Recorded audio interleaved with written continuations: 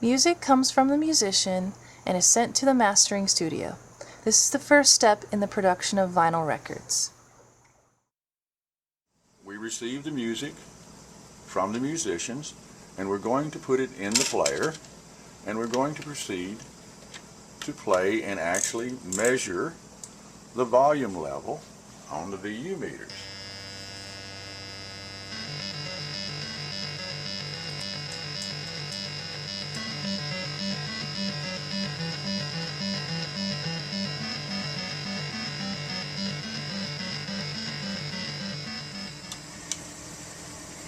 We also can receive tapes not only in digital form, but also in analog form, in the form of an actual analog tape, which you see here is a tape machine. And we are actually starting the record. And what you see here are the grooves being actually cut into the vinyl disc.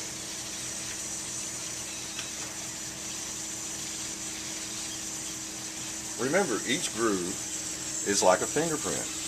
No two are identical, and a groove can be up to a half a mile long or approximately 7 football fields in length. And now we finished cutting the master, and this is the complete one. This will be sent to the manufacturing plant, and it will be the master that will be used to replicate all of the vinyl records from. While we're cutting, there's actually the grooves is actually cut into it, and what you see here is the actual chip that is removed as we cut all of the grooves into the record. If you want to look under the scope, you can see where the groove gets really thin and then it kind of fattens up.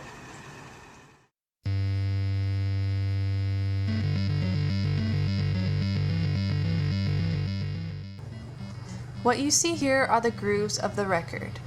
The needle of your turntable follows those grooves and turns those grooves into the music that comes out of your speakers.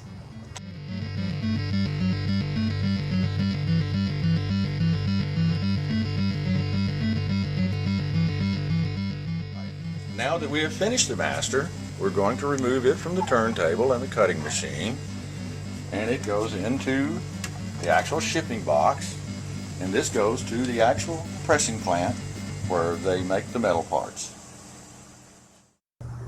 After the mastering process, the master vinyl record goes to plating. Here, a stamper is created that will stamp out each record in the press. We receive the lacquers. You got to be careful with them, they're very soft. And what I'm going to do is process it. Just place it on the turntable, roll it down,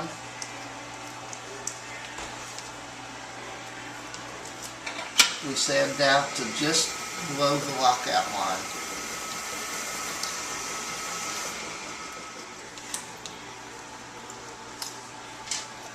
And you can see where it's been sanded. Now it's ready for the plating process. After the lacquer is sanded, it is placed in several solutions. After each solution, the lacquer is rinsed.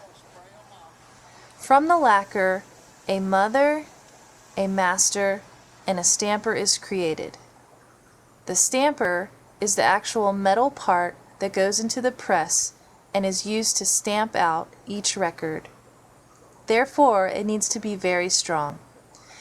Here you see the spraying tank spraying silver onto the actual lacquer. The lacquer needs a silver coat so that later it can be plated with nickel. With both these metals adhered to the lacquer, it becomes very strong, and the other metal parts are created from this one lacquer.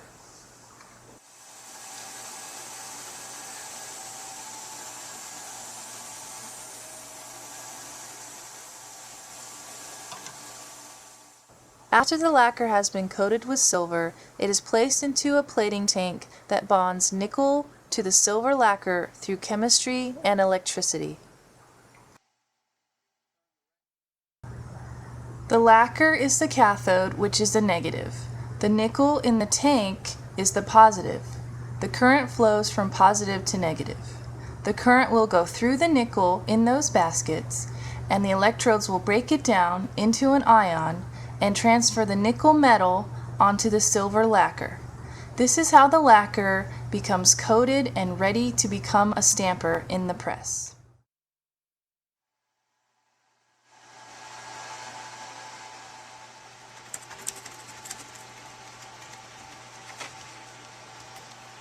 Usually she'll let them sit there so they'll dry a little before we leave this. And if you want to come over here, we probably get a really good look at what's going to happen.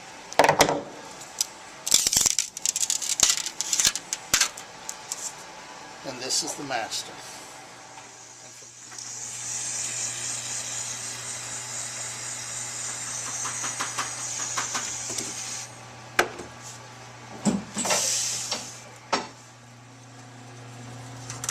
This is the part where the stamper gets trimmed so it fits nicely in the press.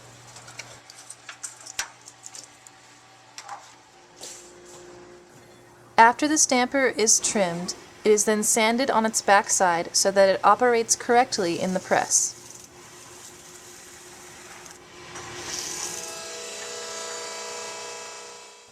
Here you see the stamper being coined. It is coined in the center and on the outer edge with a small lip. This lip ensures that the stamper stays in place in the press and presses each record correctly.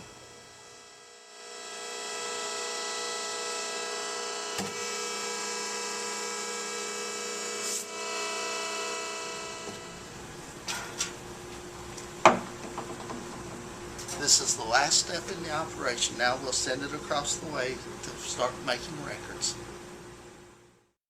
The next step in the process of making vinyl records is printing the labels.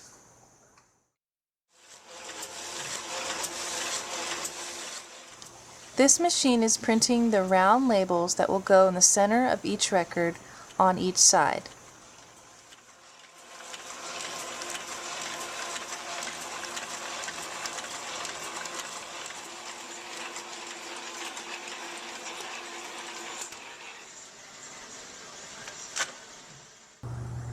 After the labels are printed, they are carefully put into a machine and cut for the first time. After they are cut by this machine, they are put into another machine that cuts them into the round shapes that you see at the top of the screen. Those are the labels that go in the center of the records.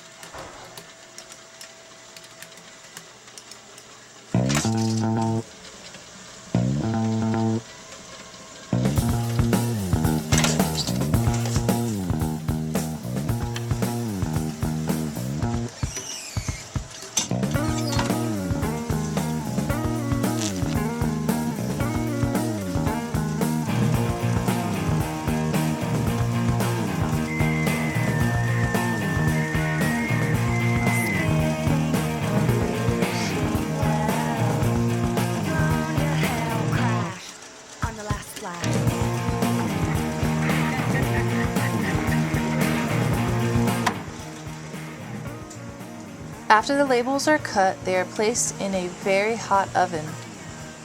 During this time, all the moisture from the ink is dried out. After this, the labels are loaded onto the press and ready to be put in the center of each record.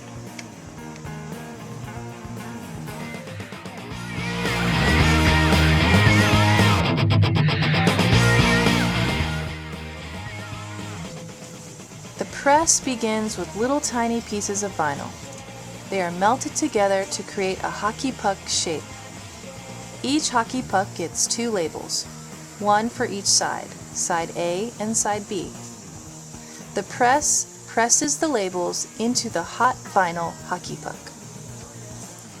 Then, the hockey puck becomes a pancake. It gets put into the press even further. On either side of the pancake is a stamper. The stampers contain the grooves, which is what the needle of your turntable follows. The result is one of the longest running formats of American music, the vinyl record. After it is pressed, it is trimmed like a can opener. The excess vinyl gets recycled and reused to make new records. Then the record comes off and is put on a spindle. From the spindle, it is taken to the inspection site, where each record is inspected for any dust or imperfections.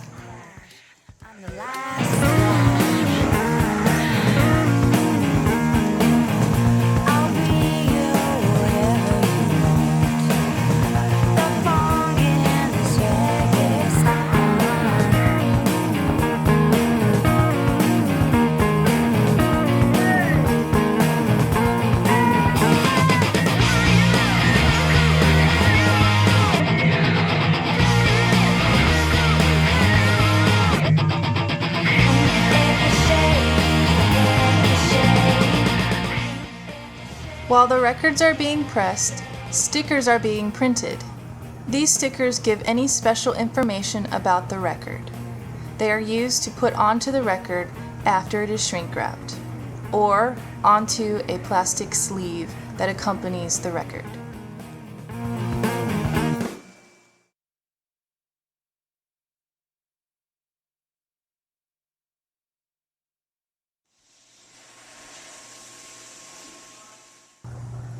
After the records are pressed, they are checked for blemishes and any scratches. They are then inserted into the sleeve. After they are inserted into the sleeve, they are then put into the jacket. The jacket holds the most information about each record. Jackets can be colorful, full of artful design, or photography.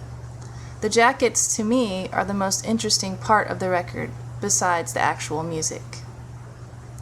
After the jackets are all put into stacks, they are taken to the warehouse to be shrink wrapped.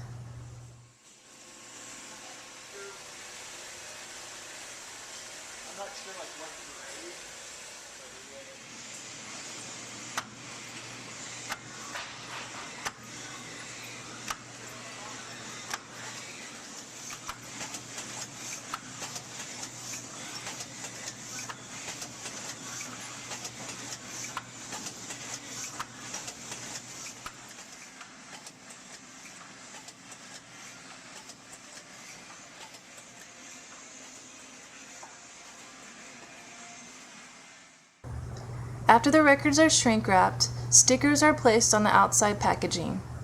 In this case, this record does not require a special sticker.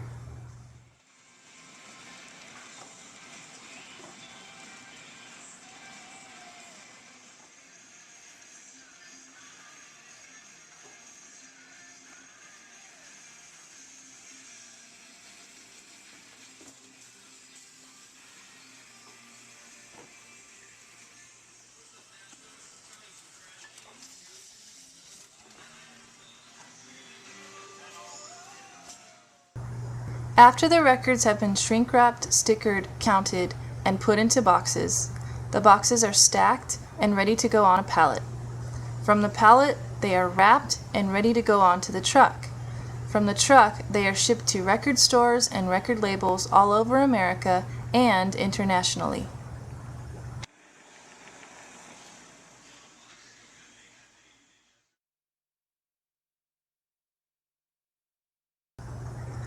Vinyl records are a very important part of American music history, so do your part and listen to music the good old-fashioned way, on vinyl.